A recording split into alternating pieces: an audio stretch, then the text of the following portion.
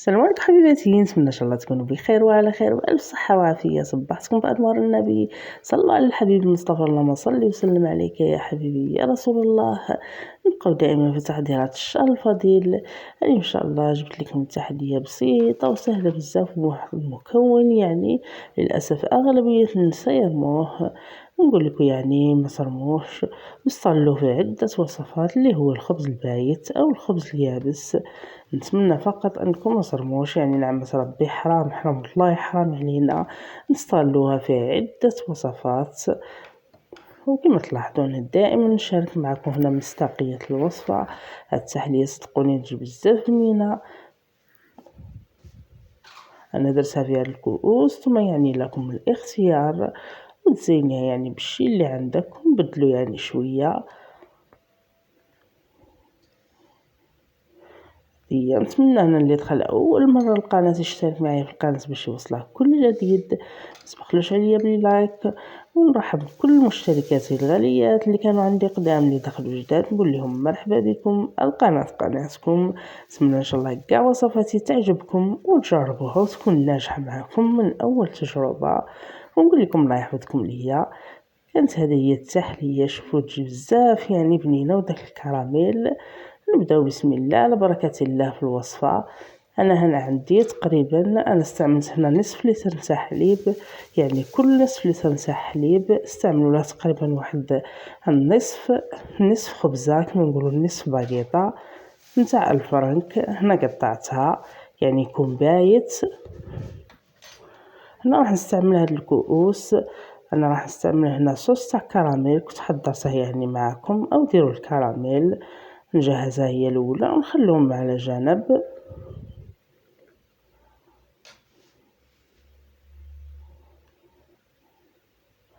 انا نجيب كاسرونه اللي راح نطيب فيها. كما قلت لكم انا هنا استعملت نصف لتر نتاع حليب.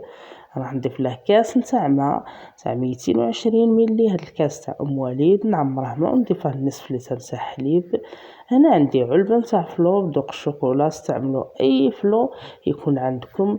الا ما كانش متوفر ممكن تستعملوا غير الكاكاو. الا كان عندكم تستعملوا 2 مغارف تاع كاكاو، 2 مغارف تاع سكر، ومغرف تاع فرينه. الا كان عندكم الفلو يعني تستغنوا على الفرينه وتستعملوا اي نوع تاع فلو. الا ما كانش عندكم لا كاكاو ولا فلو لا، استعملوا غير الحليب. ديروا 2 مغارف تاع سكر وديروا اي عطر يكون عندكم، وديروا تقريبا واحد 3 مغارف تاع فرينه، والسكر على حسب الذوق. انا طيبتها عادي مثل الفلو. انا نجيبو هذاك الخبز البايت نفرغوا عليه شويه من داك الخليط كما تلاحظوا. وهنا كنبدا نخلط. هنا بالنسبه للاخوات اللي ما عندهوش البراميكسور، اللي عنده البراميكسور يفرغوا كاع الخليط على داك الخبز اليابس ويخلطوه بالبراميكسور. هنا بالنسبه قلت لكم للاخوات اللي ما يتوفروش على البراميكسور، هنا درتها في الاشوار تاع البصل. فرغت فقط كميه على داك الخبز وخلطتها هنا في الاشوار كما تلاحظون. نطحنوها حتى تولي بهذا الشكل، تولي يعني على شكل كريمه، ونضيفوها على داك الخليط. واللي عندها البراميكسور يعني تضيفوا كاع الخليط على داك الخبز البايت وترحيه.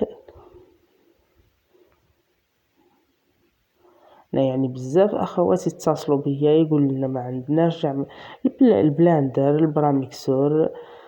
انا اللي ما عندهاش ديرها في الاشوار نتاع البصل يعني عادي.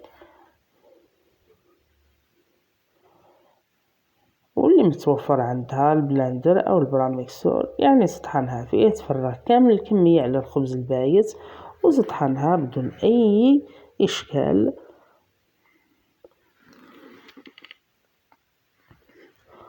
هنا كما قلت لكم يعني نأكد عليكم اللي ما عندهاش الفلو ممكن تستغنى عليه. دير الكاكاو، تضيف معاه ملعقتين تاع كاكاو في نصف لتر تاع حليب. تضيف معاه تقريبا ملعقتين تاع اكل نتاع فرينه، والسكر على حسب الذوق. اللي ما عندها لا كاكاو ولا فلو ممكن تضيف اي نكهه نتاع اي عطر مع تقريبا واحد 3 معالق تاع فرينه، والسكر كذلك على حسب الذوق. هذه بالنسبه لنصف لتر تاع حليب.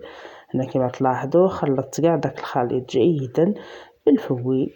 نجيبو الكؤوس اللي كنت درت فيهم صوص تاع كراميل او الكراميل اللي تحضريه. انا هنا درت صوص تاع كراميل. انا نفرغو داك الخليط، يعني وتستعملي اي مولات يكونوا عندك او حتى مول يكون عائلي، يعني يكون حجم كبير. هنا هاد الكميه كما لاحظتوا هذا نصف لتر تاع حليب كفاني هادو 6 كؤوس. وكما قلت لكم نصف لتر تاع حليب ديروا له تقريبا واحد نصف خبزه او تقريبا اكثر، معليش قداش ما يعني كتهرسوا هذا الخبز البايت تجي التحليه مليحه. وكما قلت لكم السكر على حسب الذوق، انا درت هنا 2 مغارف تاع سكر كانوا كافيين مع الفلو، وانتم لكم الاختيار.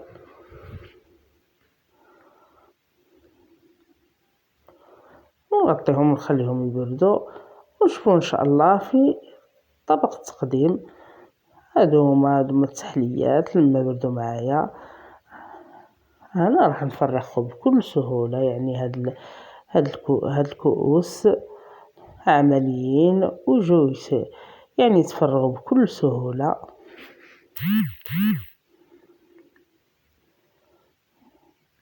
التزيين يبقى اختياري على حسب ذوق كل اخت. ممكن تزينيها بصوص تاع شوكولا او بصوص كراميل اللي كان عندك. يعني انا وصلت لكم الفكره وانتم لكم الاختيار. كل وحده سيده في المطبخ تاعها، كل وحده اميره ودير يعني واش بغات دير الحاجه اللي يبغوها وليداتها واللي ياكلوها. لكن صدقوني هاد التحليه تجي بزاف بنينه. وكما قلت لكم يعني نستغلوا هاد الخبز اليابس في عده وصفات، خاصه ندخلوه فيها التحليه ما يبانش بزاف ويجي بزاف بنين.